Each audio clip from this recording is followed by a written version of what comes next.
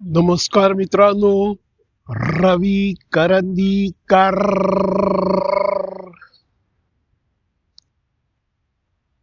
काय नाही, असं बसलोय भातोबाच्या टेकडीवर ऊन खात.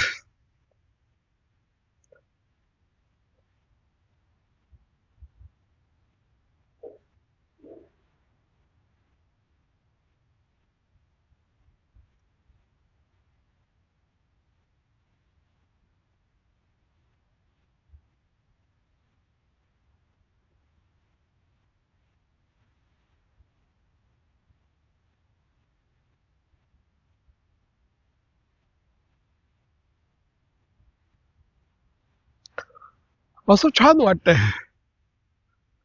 असं थंड सकाळी गरम गरम उन्हामध्ये बसायला फार छान वाटतंय. आणि हे गवत आहे ना, या गवतामुळे जरा जमीन खाली उबदार वाटतेय. नाहीतर भातोबीची टेकडीवर आल्यानंतर मी चढायला सुरुवात केली तर जमीन गार होती, खडक पण गार होते. पण मग आता इथे वर आल्यानंतर इथे असा गवतात बसलेलो आहे ना, तर गवतामुळे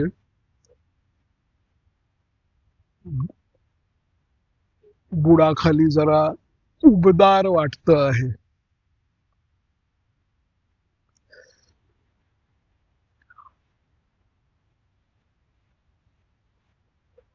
आज मी एक युट्यूब शॉर्ट फार मजेशीर केला बरं का. काय झालं, मी एक व्हिडिओ बघितला, युट्यूब व्हिडिओ बघितला. तर त्याच्यामध्ये मोबिलिटी वाढवण्याकरता, शरीराची मोबिलिटी वाढवण्याकरता असं एक 4-5 एक्सरसाइज सांगितलेले होते. तर त्याच्यापैकी पहिला जो एक्सरसाइज होता ना, क्रॉलिंग करण्याचा, तर तो क्रॉलिंग मी करून बघितलं. म्हणजे खरं मी तो व्हिडिओ बघितल्यानंतर मी घरामध्ये क्रॉलिंग केलेलं होतं. पण म्हटलं जर आता टेकडीवर आलेलो आहे तर टेकडीवर क्रॉलिंग करून बघूया गवतावर. म्हणून मी क्रॉलिंग करून बघितलं आणि मी तसंच युट्यूब शॉर्ट केला. तर ते क्रॉलिंग करणं फार अवघड आहे. ऍक्च्युली त्याच्यामध्ये काय आहे की आपण नेहमी जसं चालताना करतो ना, की उजवा पाय, उजवा हात आणि डावा पाय, असं असं असं करतो ना, असं.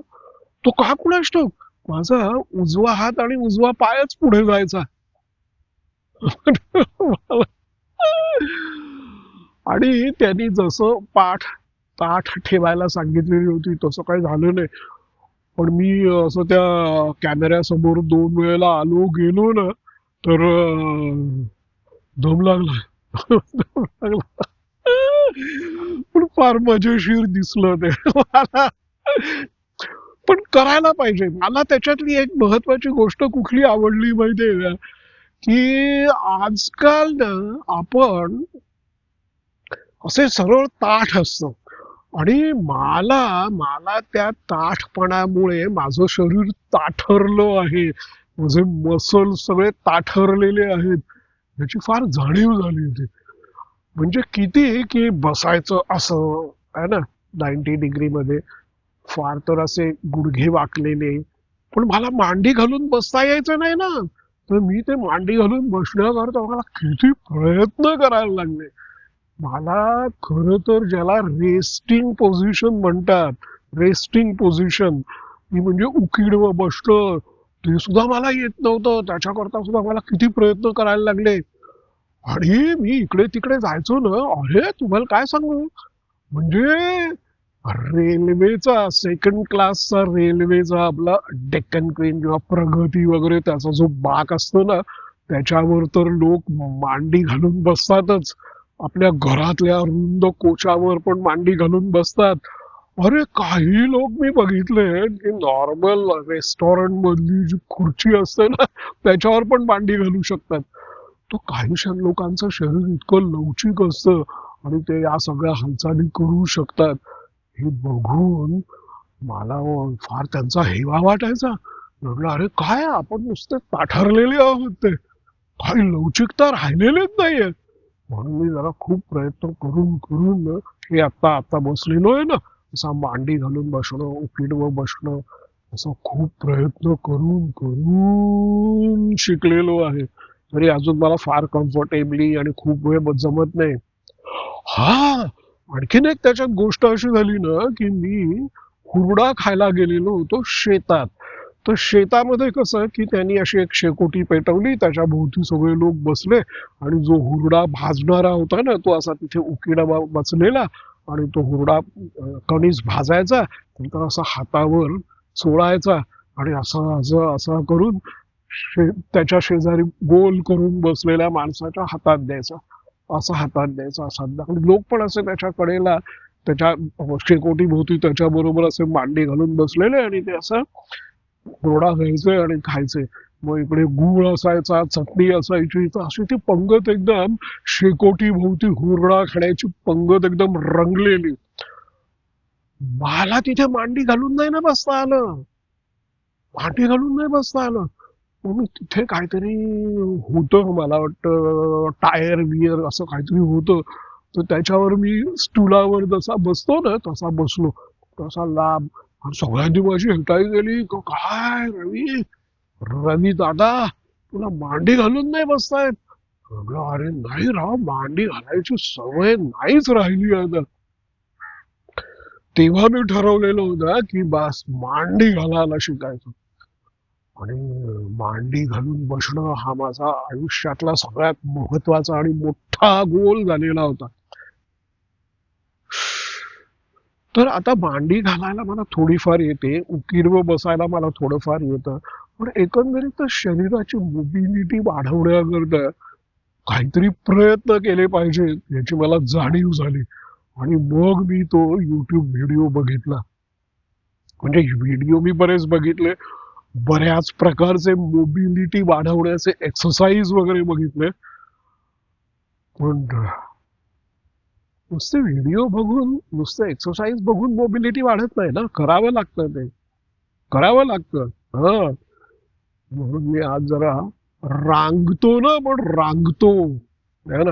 तर त्याच्यामध्ये मला गोष्ट काय आवडली की आपण जे सगळं ताट सरळ सगळ्याच्या ऍक्शन करतो ना, तर जरा पूर्वी ओरिजिनली जसे आपण प्राणी म्हणून चालायचो ना, तर तसं जरा आडव्या पण ऍक्शन्स करायला पाहिजेत.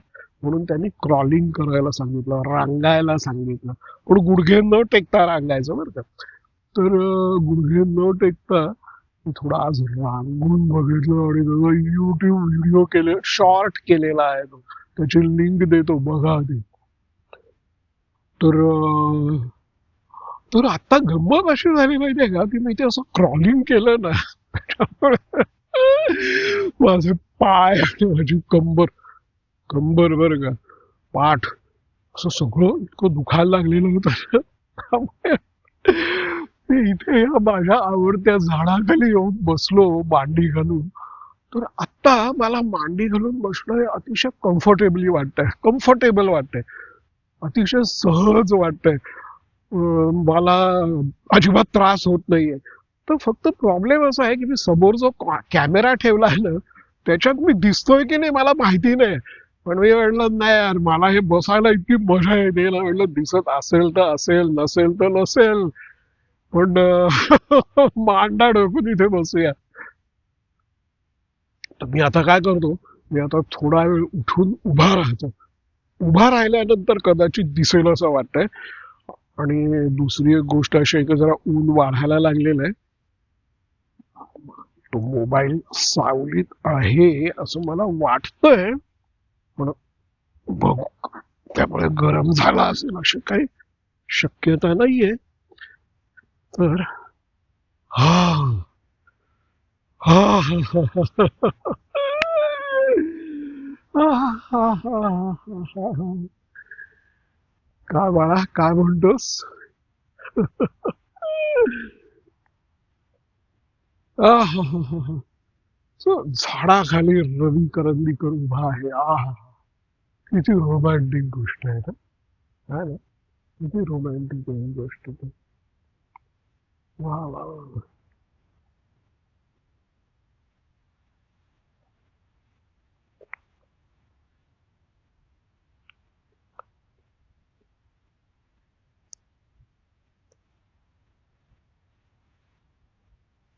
हा, आता आता मला असं वाटतं आहे की मी कदाचित कॅमेऱ्यामध्ये दिसत असण्याची शक्यता आहे, है ना. आता मी उभं, कारण मी आता उभा राहिलेलो आहे. पण काही का असेना, बसायला मजा आली. म्हणजे मांडी घालून बसायला इतकं बरं वाटतं. मला पहिल्यांदाच अनुभव आला.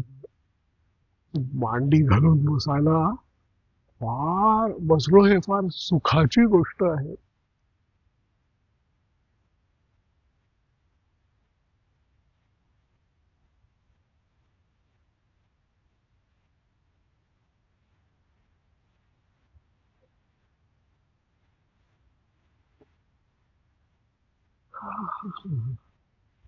किती छान पाहताय तुम्ही. वा. चला तर. ओ, ओ, ओ, ओ, ओ, ओ, ओ, ओ, ओ, ओ, ओ, ओ, ओ, ओ.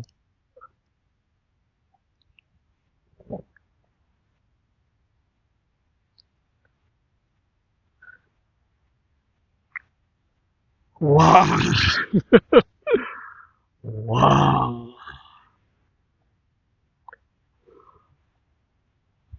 हे, त्या आपल्या शरीरात असलेल्या फॅशिया बद्दल मला नुकताच शोध लागलेला आहे, हे मी तुम्हाला सांगितलं एका व्हिडिओमध्ये. त्याच्याबद्दलचा मी आणखीन एक व्हिडिओ बघितला. तर पहिल्या व्हिडिओमध्ये मी सांगितलेलं होतं की फॅशिया हे काही डंब नाहीये. म्हणजे तो काही फक्त निर्जीव, म्हणजे त्या अर्थाने निर्जीव नाही, पण म्हणजे फक्त तो एक मसल आहे, तंतू आहेत.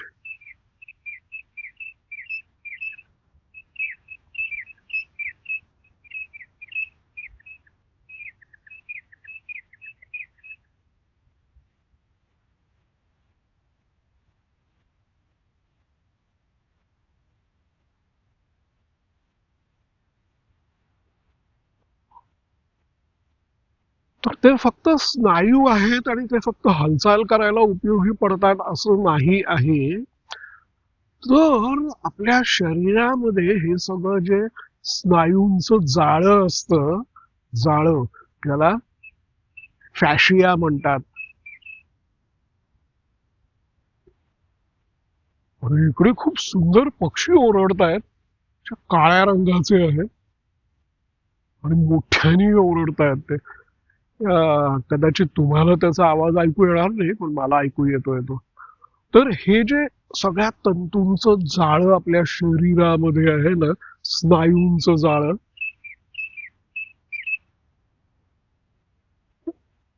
हा ते त्या झाडावर आहेत तिकडे, ज्याला फॅशिया म्हणतात. तर त्यांनी असं सांगितलं की त्या फॅशियामध्ये आपल्या सगळ्या इमोशन्स साठवलेल्या असतात. इमोशन्स, भावना, सगळ्या त्या फॅशियात साठवलेल्या असतात.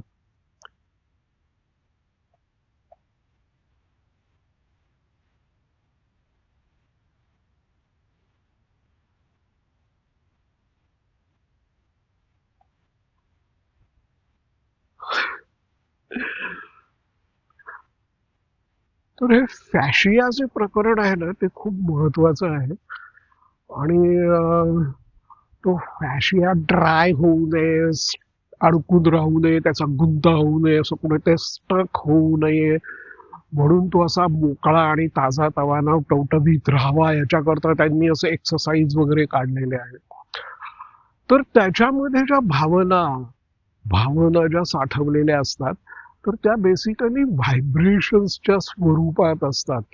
कारण हा जो फॅशिया आहे, तर तो बेसिकली त्याच्यामध्ये लिक्विड लिक्विड म्हणजे पाणी पाणी म्हणजे वॉटर म्हणजे तसं नाही, जेल जेल कसं असतं ना, पाण्याचं एक वेगळं स्वरूप असतं ते.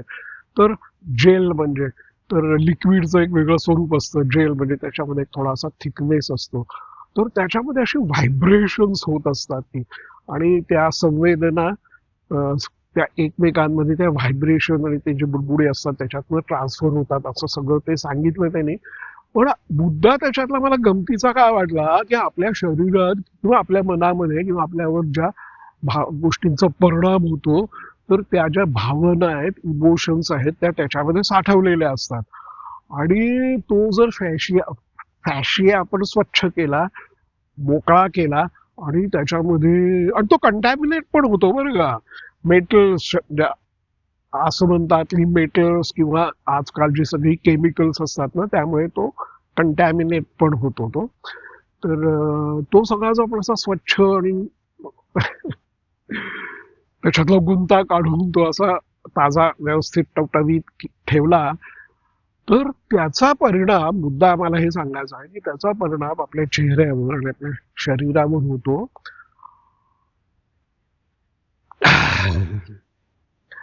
आणि आपल्या आरोग्यावर होतो ऑब्विसली, कारण त्याच्यामुळे आपल्या सगळी फंक्शन्स, कारण तो सगळ्या हाडा आणि मसल्स भोवती गुंतलेला असतो ना, तर त्यामुळे त्यामुळे आपल्या आपल्या सर्व हालचाली वगैरे सुद्धा चांगल्या होतात.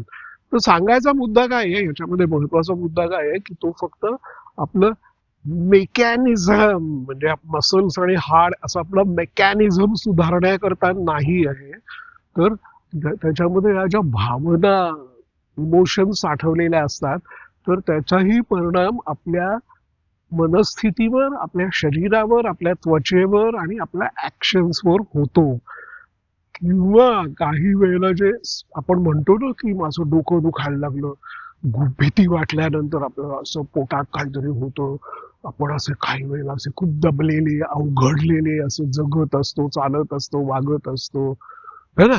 तर ते सगळं कुठे साठवलेलं असतं. तर पूर्वी लोक म्हणायचे की नाही, माझं पोटात काहीतरी होतंय नाही का वगैरे असं, किंवा मसल्स किंवा ऑर्गन्स मध्ये आहे, तर त्या मसल्स आणि ऑर्गन्स मध्ये नाहीये, तर ते त्या फॅशियामध्ये, असं सगळं त्यांनी सांगितलं. तर त्यामुळे फॅशियाची आपण काळजी घेणं आवश्यक आहे. आता इंटरव्ह्यू घेणारी जी बाई होती ना, तर तिचा एक मुद्दा मला पटला आणि मला ती थोडीफार शक्यता वाटते की हा फॅशिया नीट करण्याचं काम हे तिचं असं मत होतं की योगासन आणि प्राणायाम ह्याच्यामुळे आपला फॅशिया नीट होतो का. तर मला असं वाटतं आहे की प्राणायाम केल्यामुळे आपली जी तब्येत सुधारते, आपलं आरोग्य जे सुधारतं, आणि हा प्राणायाम केला की हे बरं होतं, तो प्राणायाम केला की ते बरं होतं, असं सगळं जे सांगितलं जातं ना, तर तो, मला असं ते ऐकून मला असं वाटतंय ना की प्राणायामाचा परिणाम आपल्या आरोग्यावर होतो. याचं कारण वेगवेगळ्या प्रकारचे जे प्राणायाम आहेत, तर त्याचा परिणाम आपल्या या फॅशियावर होतो,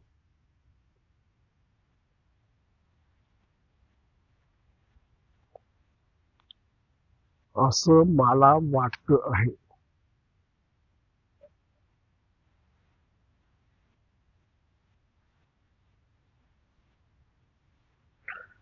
ह्याच्यावर बरंच संशोधन होणं आवश्यक आहे, हो की नाही. रामदेव बाबांना मी सांगतो की तुम्ही जे म्हणतात ना की हा प्राणायाम केला की हे होतं, तो प्राणायाम केला की ते होतं, तर प्राणा तर हे का होतं, कारण यामुळे तुमचा फॅशिया सुधारतो म्हणून हे परिणाम होतात का, याचं जरा संशोधन करणं आवश्यक आहे. चला, तर माझ्या डोक्यामध्ये ना सगळ्या ह्या गोष्टी चाललेल्या आहेत. आरोग्य सुधारण्याकरता फॅशिया, मोबिलिटी सुधारणं, है ना. तर ह्या सगळ्या गोष्टी निदान सकाळच्या वेळेला आणि एकंदरीत माझ्या मनामध्ये,